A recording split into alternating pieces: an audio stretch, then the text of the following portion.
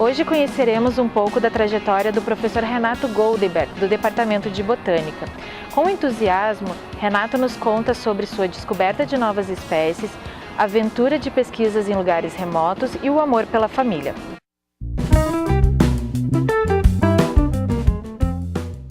Quando eu era criança, eu era fissurado em bichos, né? Não era nem planta, era bicho. Quando aprendi a ler, a primeira coisa que eu fiz foi ler e praticamente decorar os 5 volumes da enciclopédia Os Bichos. E isso era um negócio estranho, né? Para uma criança de, sei lá, 6, 7 anos, eu era uma enciclopédia. Então, meus primos, por exemplo, faziam alguma aposta sobre bicho, eles ligavam para mim para ver qual que era a resposta, porque eu era a resposta, né? E eu adorava bicho, biologia, mas principalmente bicho.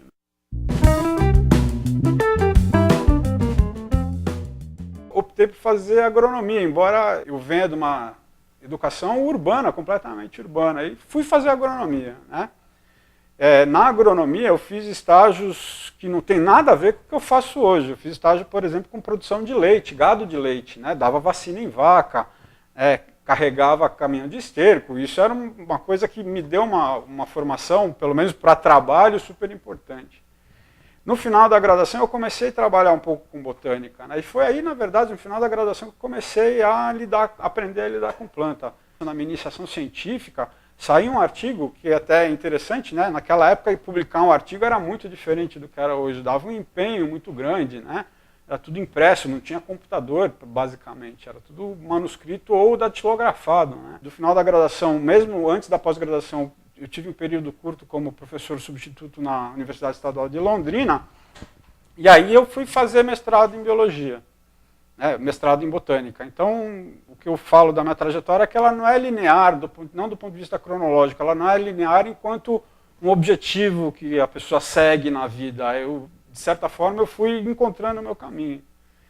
E aí, no mestrado, aí foi realmente onde eu me encontrei, né? Que foi a sensação que eu tive de que estava fazendo o que eu nasci para fazer isso. E o doutorado me moldou, apesar de não ter dado um produto muito interessante, moldou exatamente o que eu faço hoje.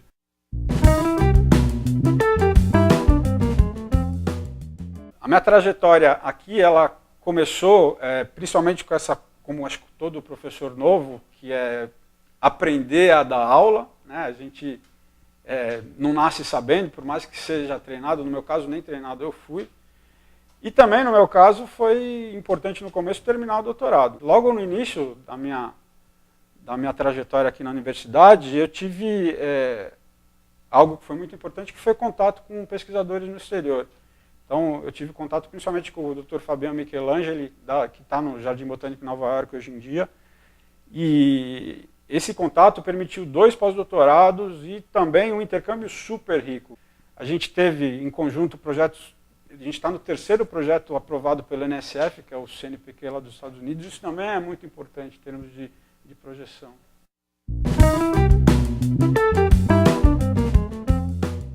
O ensino de botânica, de taxonomia botânica, sistemática botânica, invariavelmente ele tem que estar relacionado com a atividade de campo ou, no mínimo, um manuseio de plantas ao vivo, de plantas vivas, né? Nas aulas práticas de sistemática, que todos os alunos do curso de biologia fazem, todos os alunos de agronomia, de engenharia florestal fazem, a gente analisa com eles, né, as plantas que a gente escolhe e leva para o laboratório.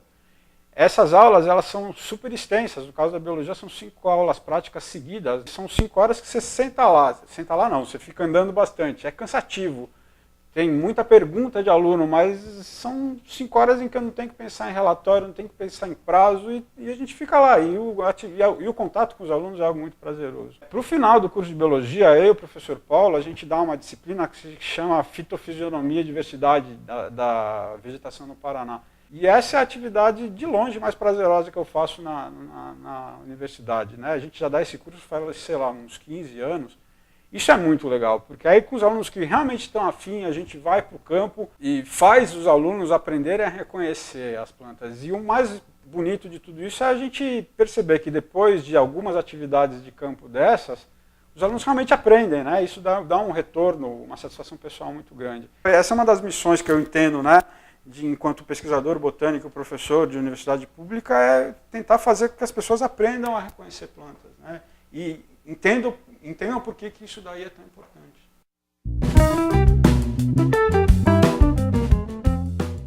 A sugestão de fazer essa gravação no herbário foi até minha, né? Porque dentro da minha formação, do meu trabalho, principalmente quando a gente pensa em pesquisa, praticamente tudo gira, se não em torno do herbário, dos espécimes no herbário. Então, essa atividade de botânico, de taxonomista, sistemata como eu, a gente faz muito esse tripé: campo, herbário e o laboratório. Tudo que a gente faz é baseado nisso. Tem um exemplo interessante que são essa planta e essa planta, por exemplo. Essas plantas foram coletadas na Bahia há uns 5 anos atrás, mais ou menos, né? Fomos eu e mais uma equipe. A gente foi num lugar na Bahia que é muito pouco coletado, é bem interiorzão da Bahia, onde de um lado tem floresta, do outro lado tem caatinga, né? Quer dizer, a região onde há o contato entre a floresta e a caatinga. Um lugar muito isolado. E a gente coletou, no caso, as duas plantas, principalmente aquela, né? Quando a gente bateu o podão, quer dizer, tem aquela tesoura de poda alta que a gente corta e cai o pedaço um ramo da árvore. Quando a planta chegou na minha mão, eu já sabia que era uma espécie nova, porque era muito diferente das outras que a gente conhecia. E aí depois essa planta foi seca, ela veio para o herbário e a gente teve a oportunidade de estudar. Inclusive, a gente pegou uma amostra e armazenou de forma especial em sílica para isolamento, amplificação e sequenciamento de DNA. Então a gente tem sequências de DNA que mostram que ela realmente é uma espécie diferente. O trabalho de taxonomia, a gente frequentemente também trabalha com coleções de outras pessoas. Então o fato de eu ser especialista nessa família, Melastomataceae, faz com que muita gente do Brasil inteiro, da América toda, me mande material para identificar. Assim, se vem 100 espécimes, né, 100 plantas que vêm para identificar, ou que seja uma muito diferente, para mim é super interessante. Então, para mim, o herbário é central na minha produção e na pesquisa que eu faço.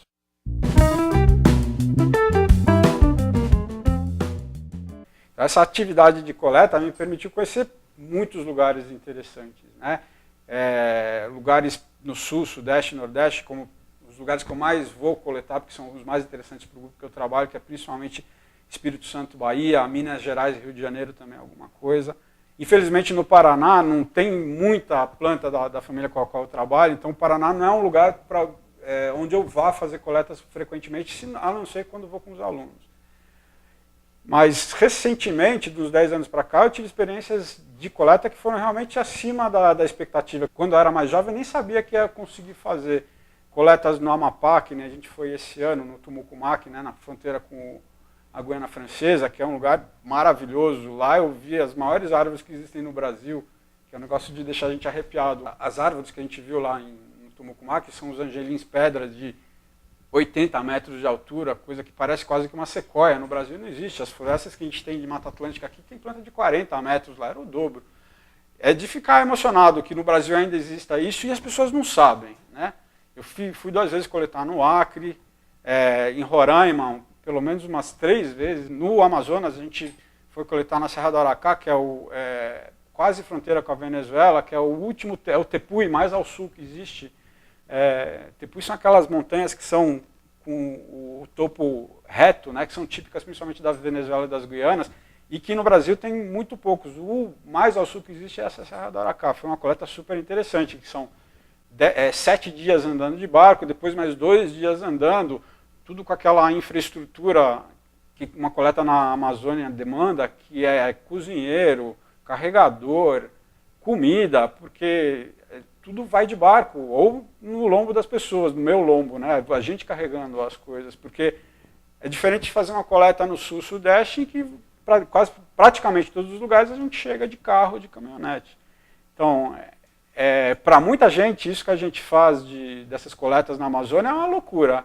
Mas ao mesmo tempo é uma aventura, né? É a aventura que faz a gente, que dá um pouco de sal na nossa vida. Tá certo que eu tenho que tomar vermífugo todo ano, eu não posso deixar de tomar vermífugo. Berne eu pego pelo menos uns 2 por ano, né? Quando eu conto para minha mãe que eu peguei Berne, ela quase tem um treco, mas já foram tantos que agora ela já não fica mais tão chocada, né? Então, carrapato, pernilongo, tomar chuva, ficar molhado durante 10 dias, botando aquela bota molhada, com a meia molhada depois de 10 dias, chega um ponto que o conforto, você esquece o que é conforto. Né?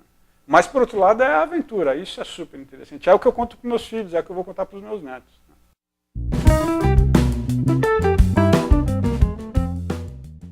Bom, eu sou uma pessoa que tem basicamente dois mundos, né? Que é trabalho e família.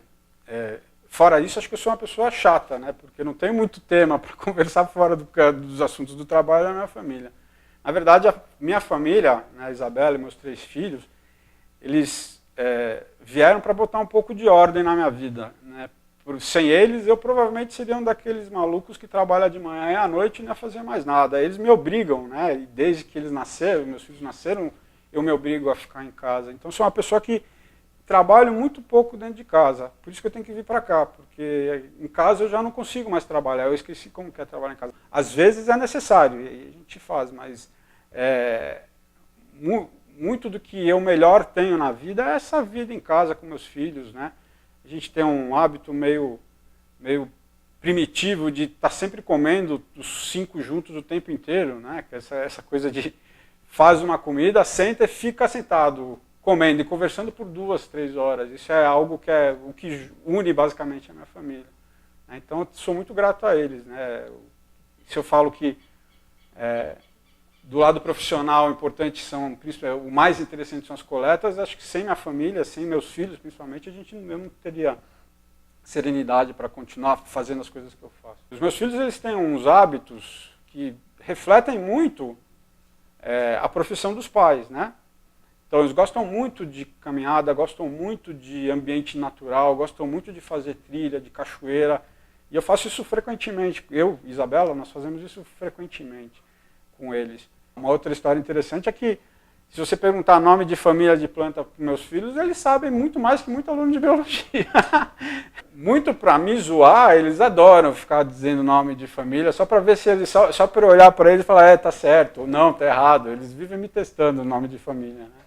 Outra história divertida é que, quando eu estou viajando, né, principalmente a Isabela tem família no Espírito Santo, e a gente está andando de carro, né? Pô, se eu estou no Espírito Santo, onde tem tanta planta boa, na beira da estrada às vezes tem uma planta boa, aí eu vou devagarinho com o carro, olho para o lado, né? Aí eu lembro do meu sobrinho falando, ô tio, olha para frente, você está dirigindo, para de ver plantinha, tio. Essa é outra história divertida, né? Não dá para dissociar a minha vida das plantas. Então, assim, eu não acho também negativo isso. Se eu faço uma trilha com meus filhos, eu vou ficar olhando. Eu vou olhar as plantas, né? Aconteceu já de ir para a praia, tinha uma planta que eu não sabia o que era, cortei e botei numa prensinha, porque eu sempre levo nas férias uma prensinha. Porque se tiver uma planta legal, ela já tem um lugar para coletar e trazer para o herbário também. Isso é algo presente. Tinha uma época que eu achava que isso daí seria negativo. Hoje eu gosto das duas coisas, né? Eu gosto de tirar férias, gosto de passear e gosto das plantas, então por que não coletar quando está passeando, né?